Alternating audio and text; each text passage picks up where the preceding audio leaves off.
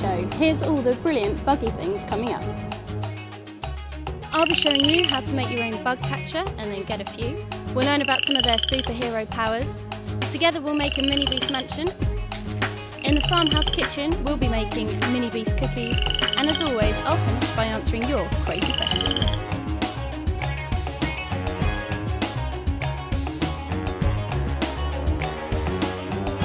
So we've got loads to get through, and remember it's your turn next, so watch closely. Mini Beasts have changed or adapted to survive in different places or habitats. That's why they've been around for over 550 million years. That means they were around even before the dinosaurs, which made me think maybe we should pay more attention to these hardcore creepy crawlies. So let's get up close and personal and see if we can catch a few.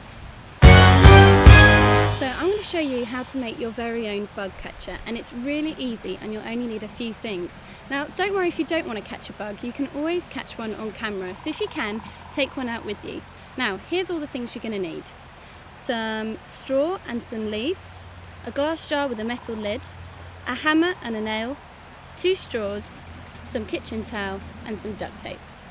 Now this jar will be the bug's home for just a short time, but it's important it's nice for him when he's in there.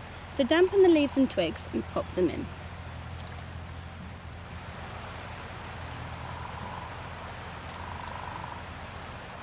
Now the next bit you might need an adult to help you with, but whatever you do, don't do it on Mum's best table.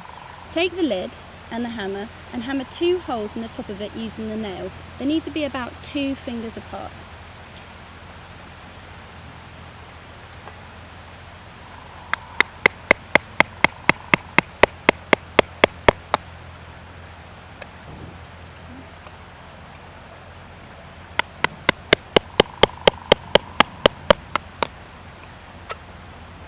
Turn the lid over and hammer it flat so that you or the bug don't hurt yourself on any of the sharp bits. Next, poke the straws through the holes and fasten with tape so that it looks like this.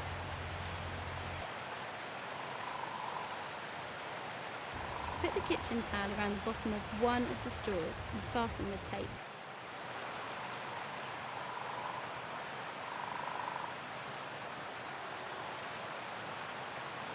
Show you how it works. Come with me and I'll show you how it works. So all you have to do is find a bug, put the straw up against it and suck through the one that you've put the kitchen towel through, and it will just pull it in through the straw and into your jar like this. Now you've got your bugs, why not try and identify who they are? But there's more insect species on Earth than all other animals put together, so don't worry if you find it a bit hard. I've put a Nature Detective's bug identification sheet on the link below to help you out. If you didn't manage to catch any bugs this time, there's a wicked game online where you can create your own super bug by choosing different parts and powers. See how crazy you can get. I've put the link here for you to go straight to it. So if you want some of those superhero bugs in your garden, try making a Mini Beast mansion to attract them. Now, first of all, you're going to need some wooden pallets, but if you don't have anything as big as this, just use some small bits of wood or some cardboard. Now, to start off with, I've put this wooden pallet upside down, so it's got a hole for hedgehogs and things to get in, but this is all about the bugs, so don't worry too much about that. Now, just like us, bugs have their preferences. So, for the insects who like to burrow around, some straw,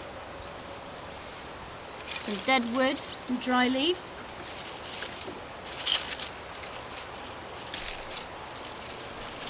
For the amphibians, put some stones, bricks or roof tiles in. And let's not forget about the bees and the butterflies who are going to love anything with nectar. So put a few flowers in there to glam things up a bit.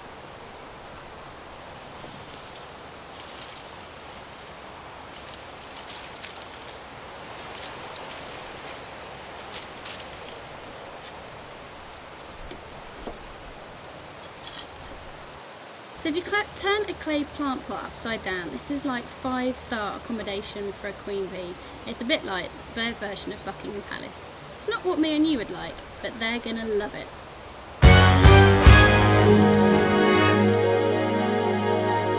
Okay, I'm going to show you how to make your own Mini Beast cookies, and this is literally the easiest cookie recipe you can get. All you're going to need is some butter, sugar and plain flour. That's it. First of all, to get started, ask a grown-up to put the oven on for you at 170 degrees or on gas mark 3. Now, first thing you're going to do, measure out your quantities. 225 grams of butter at room temperature, 110 grams of caster sugar, and 275 grams of plain flour. First of all, take the butter in a bowl and give it a really good strong mix until it's soft and creamy. So take the butter in a bowl and give it a good strong mix until it's soft and creamy like this. And then add the sugar and mix even harder until it looks pale and fluffy.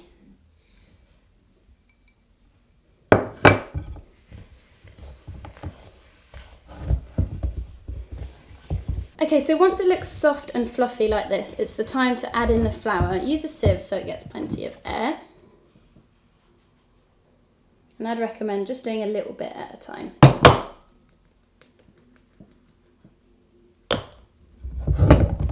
This is when it starts to get really thick and tricky, but just keep at it. Okay, you want to keep going until the mixture turns into a firm dough like this.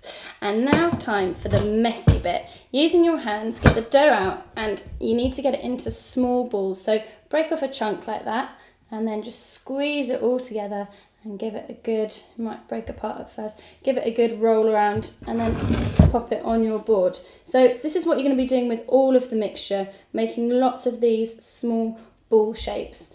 And once you've got one, then just do it, splat it down. You need to squash it a little bit so that it can be the right size for your cookie cutters.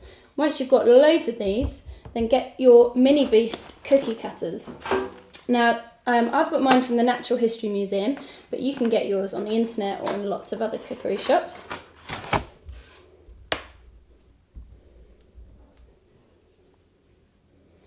And then just push down, and there is the start of your Mini Beast cookie. Now just get a greased baking tray and pop them in. Make sure you leave plenty of space around, so you might need a few trays for this.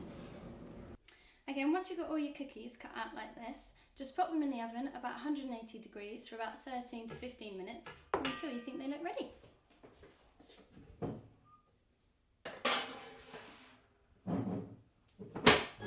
Once they're out of the oven, leave them to cool for a few minutes and then decorate them with icing in any way you like. I've added some Colin the Caterpillar's my favourite cakes. Now today's brilliant bug question is from George, age 8. Now he said, can you get male ladybugs? Well, it's a brilliant question, George, and the answer is yes, you can get male ones, and they are still called ladybugs. Now, they're slightly different from each other, but difficult to tell apart. The female ones are just that little bit bigger than the male ones. So, thanks for sending that in, George, and a pack of Mini Beast stickers will be coming your way. Now, unfortunately, that's the end of Country Club's Mini Beast special. You've watched it, so now go and do it. And if you've liked what you've seen, click on one of the episodes and get involved.